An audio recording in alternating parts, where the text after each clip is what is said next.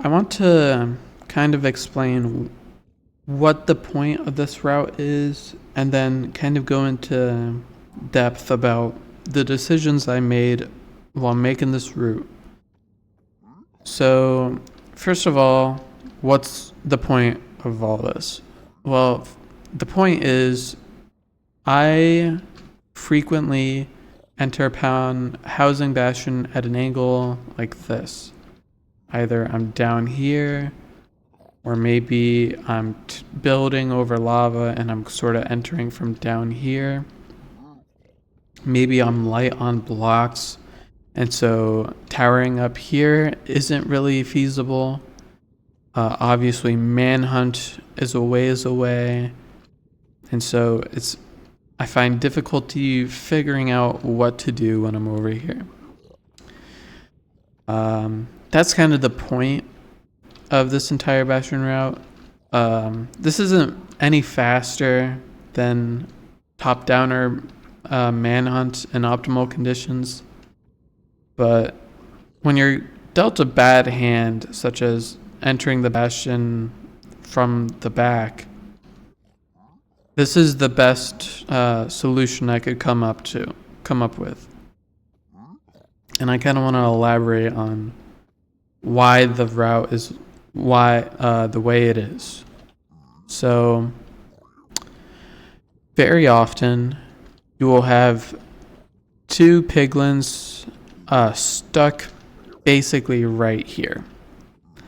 The reason why this happens is because you can see it right now. Mobs in general tend to pathfind towards the highest blocks nearby.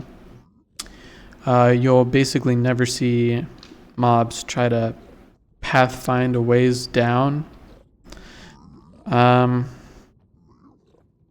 There's a video down in the description explaining why this phenomenon happens. But the point of the TNT that you place here and here is to create a little gap that pigs are able to traverse like that. I'd like to note that it doesn't really matter what order you blow up the TNT in. The effect is the same. Like, this looks scary. It's like, oh, they can't make it back up here once they fall, but like mobs don't have any problem falling down 2 block gaps, and they're able to traverse just fine like that. So it doesn't matter what TNT you ignite first. Second thing I do in this route, this is, when you think about it, this is like a very obvious solution, but like when you first think about it, just because you don't see like 1 block tunneling in bastion routes, this is sort of peculiar to think about. The point is that obviously you don't have to tunnel in 2 block tall gaps, but also this just gets you to where you need to go very quickly, where all of the alternatives are very awkward because you have like this little gap in between where you need to be. So it's just very it's very natural to do this. I would also like to note, let's say exactly what just happens. So you get in the boat, you placed it here, but it's not letting you go down. This is a fixable problem mid-run. Obviously, the best solution would just to be placing it correctly, which is towards the top left edge of this block. This will get you where you need to go. But if you do wind up placing the boat kind of shittily, it's not the end of the world. You can fix it. Just re-enter the boat. Depending where you place it, you might want to either angle it this way, or maybe just boat forward a bit more. Or maybe if it was too forward, you can just back it up. Essentially, you just need to know what direction the boat should be placed, which is basically head on. Then it should just work every time. Obviously you break these blocks. I think it's intelligent to metal click this gold block prior to breaking it, just so that it's in your inventory so you can convert it to ingots rather rapidly. And this is another area where I blow up TNT, and it's not for show at all. Like, this isn't, the bombs aren't used for fun. They're very, what's the word? Intentional. You might think, oh, well, why can't you just like break this block and then fall down? What's the point of blowing it up? And the point is, all the pigs up here are going to be mad at you for blowing up the TNT. Odds are you're going to have damaged one of them, and they're going to be mad at you. And so if you break the block and then fall down, they're going to be chasing you basically instantaneously while you're constructing the next part of the TNT. And that just invites all sorts of problems that can be avoided by placing a TNT here. And this gives you all the time it takes for the TNT to explode for the pigs to drop down. A slight downside is that if there's a pig just kind of like standing here, they're also mad after that TNT explodes. And they are often the first to come and try and hit you if you're over here. The point of blowing this area up is that another problem you often face is that if there's like a pig like on the lower end of the stairs, instead of trying to pathfind over here, what they wind up doing is they just pathfind down here and get stuck. This TNT is designed to bring these pigs back, so that, because like you can lose like 2 to 3 pigs by them just getting stuck down there. So the reason you're building 2 here is because, like, obviously, well, not obviously, but 1 TNT is just not enough. You need multiple, otherwise the path doesn't clear out the way it does. And it matters a lot where you put the TNT. You have to put them like here and here.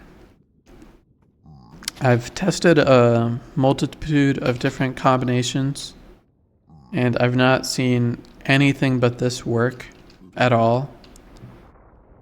You could probably finagle around and find a solution, but at the very least, without breaking any blocks to place down TNT in their place, this is probably the most elegant solution possible. You build this, and then these 2 blocks are designed to prevent damage to pigs and also make it more difficult for them to pathfind towards the TNT. These 2 blocks don't really make that much of a difference in the eventual structure you wind up with. You basically always wind up with a structure similar to this. This chest will never get broken by the TNT, and the pigs will always be able to climb up. This has a third benefit of dropping you like approximately a stack of blackstone, which is like, it's a good building block, so I don't know. There's not many runs in 1.16 where you're building with blackstone, so I believe it has the same blast toughness as netherrack, so maybe it's simpler to use this while blaze batting as opposed to nether brick. Sorry if I said netherrack earlier. Something I forgot to mention. When you're falling down here, after you dig the third gold block here, attempt to throw the gold sort of behind you, like as you're falling. Like something like that is optimal. And you don't need to throw like a lot of gold. Honestly, 1 ingot is probably as effective as it's going to be. Because they're not going to even finish like looking at it. They're you're going to piss them off by blowing them up before they even finish trading. The reason you throw it back here is because it's just simply as far away from the TNT over here as possible.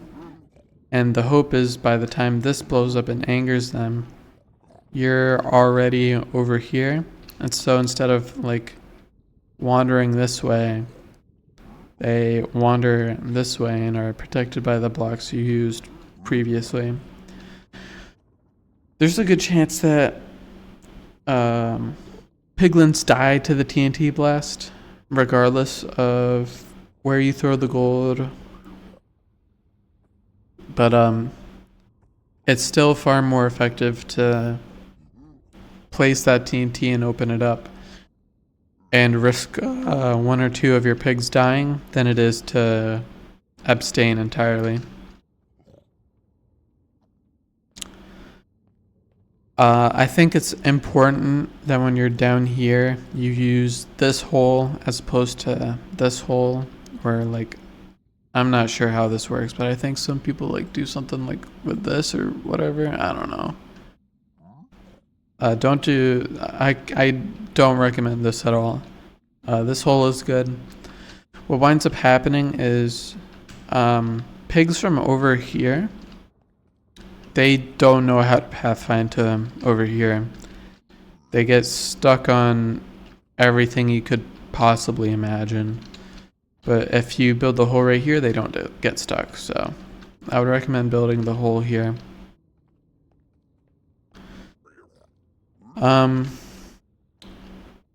I believe that this is the correct decision, but you could probably play around with it.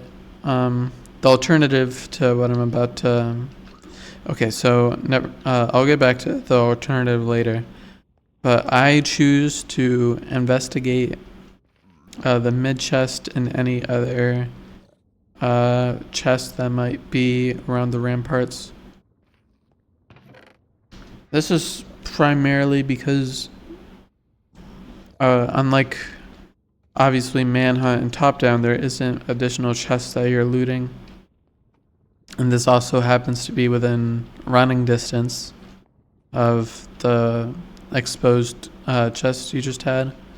Like I can literally time how much time it takes you to go check that chest and come back.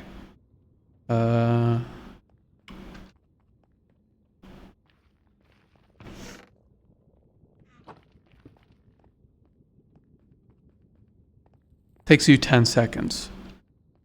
So I think it's worth it.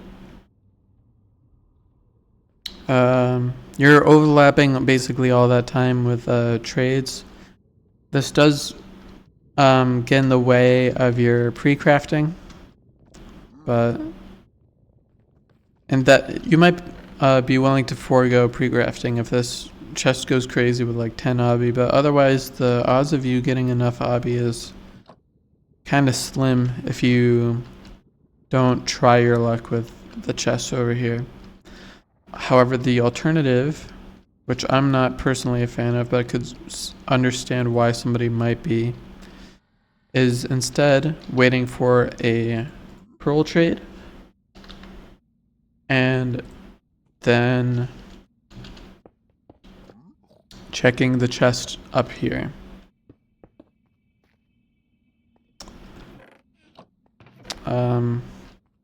I don't like this because there isn't a natural way to prevent pigs from hitting you unless you just throw gold and like potentially lose out on trades. It's also a waste of a pearl. If you're playing a temple seed, you're most likely low food.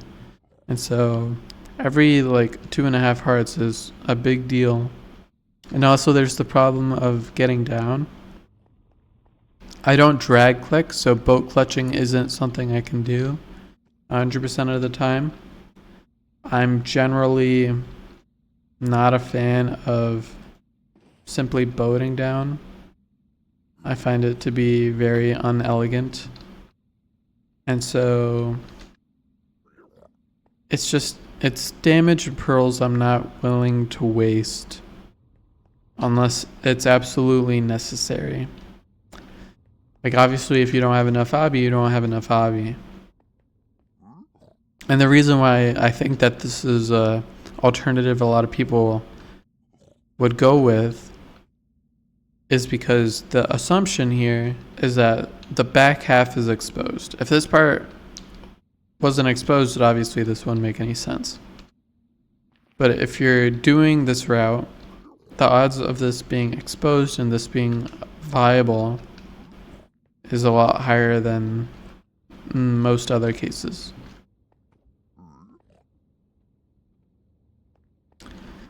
I believe that's all the thoughts I had on this bastion route. This isn't going to, be an everyday type of route. And honestly, if you're a casual player, this isn't worth learning because the odds of you encountering a situation where this route makes even the slimmest bit of sense is extremely rare. It needs to be both a housing bastion that you approach from the back, as well as being a desert temple seed. So the use case is very limited, but I do genuinely think that this isn't like a meme bastion route. I think this is a very genuine use case. I have investigated the time difference between this route and then very simply just towering up and doing top down instead. My route has the better capacity to be quicker, and it's also just faster on average. So I think if you are in a situation where it makes sense to go for this, I think you should. But this is certainly not a route that anybody should be forcing.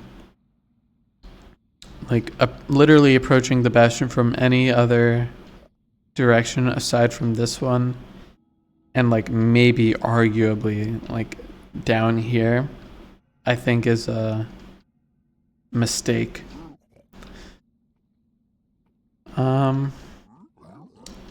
If there's anybody out here who ever does wind up using this route, I would love to hear about it because that would make my day, candidly. Thank you for taking interest in this route that I worked on and for listening to me yap about it for 16 minutes and 26 seconds.